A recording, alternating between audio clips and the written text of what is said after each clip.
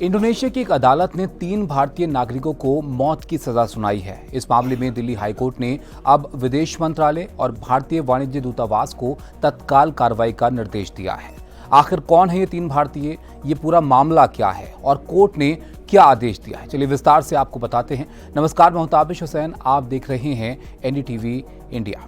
सबसे पहले आप ये जानिए कि ये पूरा मामला आखिर क्या है। ये मामला 3 भारतीय नागरिकों से जुड़ा हुआ है।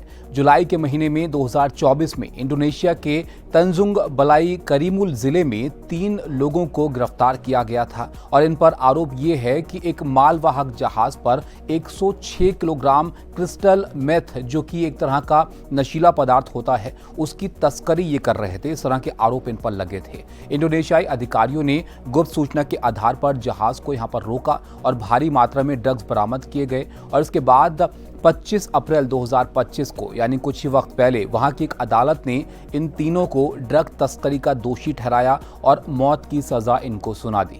इंडोनेशिया में ड्रग तस्करी के लिए सख्त कानून है और मौत की सजा आमतौर पर ऐसे मामलों में यहां पर दी जाती है। तो ये 3 लोग आखिर कौन हैं, कहां से ये ताल्लुक रखते हैं, ये भी आपको बताते हैं। तो ये 3 भारतीय आखिर कौन हैं, ये जान लीजिए। ये तीनों तमिलनाडु के रहने वाले हैं और सिंगापुर की एक शिपिंग कंपनी में ये काम किया करते थे। और इनके नाम अगर आप देखेंगे तो इसमें 38 साल के राहु मुथु कुमारन हैं। इसके अलावा सेल्वादुरई दिनाकरन हैं, 34 साल इनकी उम्र है। गोविंद सामी विमल कांथन है, 45 साल इनकी उम्र है। ये 3 लोग हैं जिनको मौत की सजा यहाँ पर सुनाई गई है। इस पर परिवार का इनके क्या दावा है और इनकी चुनौतियाँ क्या हैं, इनको राहत मिलने के रास्ते में, ये भी आप देखिए। तीनों जो दोषी हैं उनकी पत्नियों ने दिल्ली हाईकोर्ट में याचिका इस मामले में दायर की थी, जिसमें उन्होंने ये दावा किया कि उनके पति अपने परिवारों के इकलौते कमाने वाले हैं और उनके पास इंडोनेशिया में अपील करने के लिए ना तो वित्तीय साधन है और ना ही पर्याप्त कानूनी सहायता। याचिकाकर्ताओं का यहाँ पर यह कहना है कि अपील की समय सीमा बहुत सख्त है और बिना तुरंत कार्रवाई के उनके पतियों की जान खतरे में पड़ सकती है।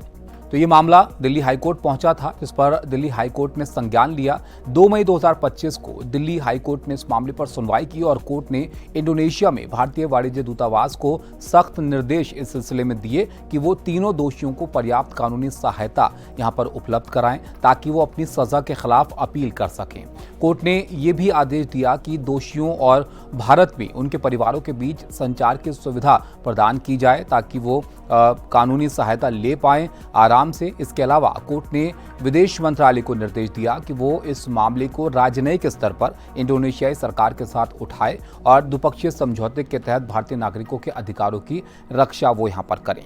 कोर्ट ने मामले की अगली सुनवाई 6 मई 2025 को तय की है। ऐसे में अगर आप देखें कि इंडोनेशिया का इस पर क्या रुख है तो वो यहाँ पर सख्त नजर आता है। इंडोनेशिया में ड्रग तस्करी को बहुत गंभीर अपराध माना जाता है और वहाँ की नार्कोटिक्स एजेंसी की तरफ से ये दावा किया गया कि तीनों भारतीय ही ड्रग्स के मालिक थे, जिस सिलसिले में इनको फांसी की सजा यहाँ पर सुनाई गई है। हालांकि बचाव पक्ष का ये कहना है कि असली अपराधी अब भी पकड़ से बाहर हो सकते हैं और इस मामले में भारत सरकार की कूटनीतिक कोशिशें अब इन तीनों की जिंदगी बचाने की दिशा में काफी अहम होंगी। तो ये मामला न केवल 3 भारतीय और उनके परिवारों के लिए बल्कि भारत इंडोनेशिया के राजनयिक रिश्तों के लिए भी बहुत महत्वपूर्ण है। दिल्ली हाईकोर्ट का ये कदम उम्मीद की एक किरण जरूर है, लेकिन आगे की राह यहाँ पर अब भी चुनौतीपूर्ण है।